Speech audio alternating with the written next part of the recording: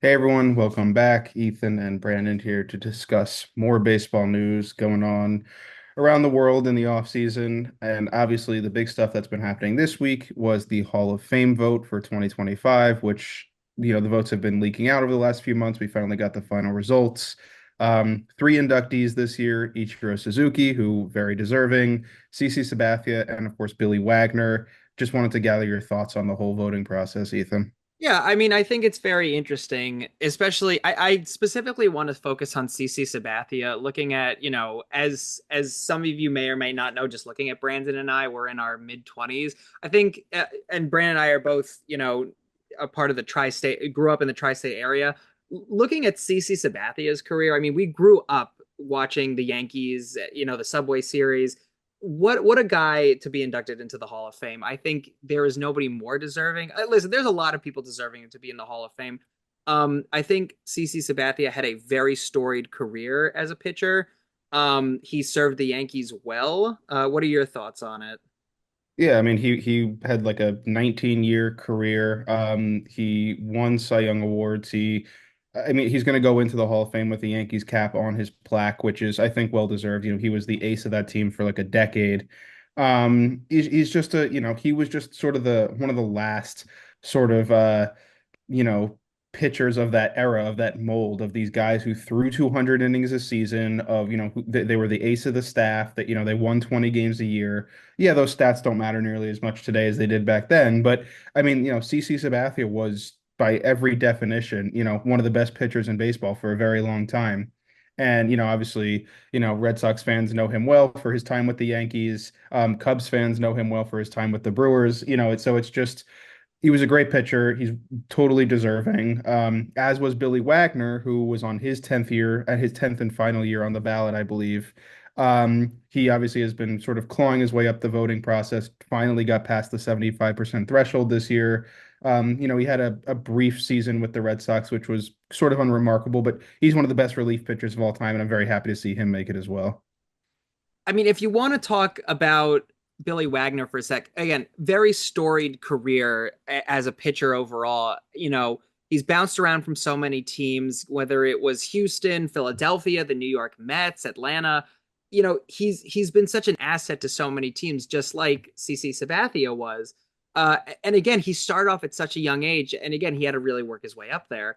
But again, again, there's a reason why these guys are in the Hall of Fame. And again, I want to now focus on somebody who wasn't a pitcher, but still, let's talk about Ichiro Suzuki for a second. Brandon, what are your thoughts on Suzuki getting into a right fielder, a great right fielder getting into the Hall of Fame? Yeah, I mean, listen, the big story around him is obviously that he fell one vote shy of being the second unanimous player to ever make the Hall of Fame. I, like most people, do believe he deserved to be unanimous, like many, many people before him. There's obviously just a lot of sort of outdated status around that sort of honor. And so, Ichiro fell one vote shy, just like Derek Jeter did a few years ago. So it is what it is on that front, but he is very obviously one of the best players of all time. I mean, he came to Major League Baseball at 27 years old and still exceeded 3,000 hits in his career. I mean, that is so hard to wrap your mind around. He won 10 straight Gold Gloves. He's the only player in MLB history to win Rookie of the Year and MVP in the same season. He was an institution on the Mariners for, unfortunately, many bad Mariners teams, but he was an institution in Seattle for a long time. Obviously, he made his way to the Yankees and Marlins later in his career. But it's just, look, that this was a lock from the moment that he was put on the ballot this year in his first year on the ballot. Just makes sense. It's talk about growing up with players. Ichiro's a guy that we grew up with, watching him hit 200 plus hits every season, and it's awesome to see him finally make it to the Hall of Fame. It's also incredible again, we've talked about these players, how long they've stayed in the MLB for. To think from 2001 to 2019 he was in the MLB. That's a long time for somebody to be in the MLB for to be in the MLB. And again, like you said, he ended his time with the Mariners, and again, it's unfortunate the Mariners didn't really have a great last few seasons when he was on the team, but again, he did not, even in old age, for an MLB player, he did not give up those hits. So, clap it up for those Hall of Famers. Yeah, and to sort of wrap up this video, I do want to talk about next year's ballot. Which, there's a couple people still remaining from this year who, Carlos Beltran's probably going to get in. Andrew Jones might finally get in. But the first years next year are rather limited in terms of, the people that are going to be on the ballot.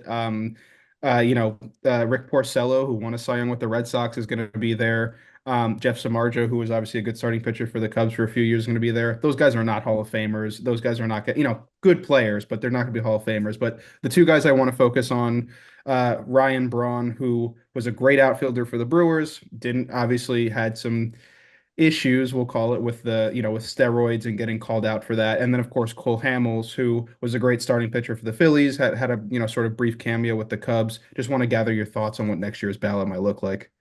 It's hard to say because as you mentioned, there's so much controversy with Yeah. steroids, and I think you can also go back to, there's so much controversy in the MLB, whether you look at Houston and trash cans being banned, steroids being used. If you go all the way back to, the time of Jackie Robinson and how those stats are looked at, there is so much going into what the Hall of Fame means to a baseball player. So I don't mean to be so broad about it, but I kind of have to be here, Yeah. as a journalist and as somebody who, I don't want to say, listen, it's too early to say for the 2026 voting season, but I'm just going to leave it at that because I think there's so much that needs to be gathered. I haven't done the research yet of what 2026 could look like, but I'm going to leave it there.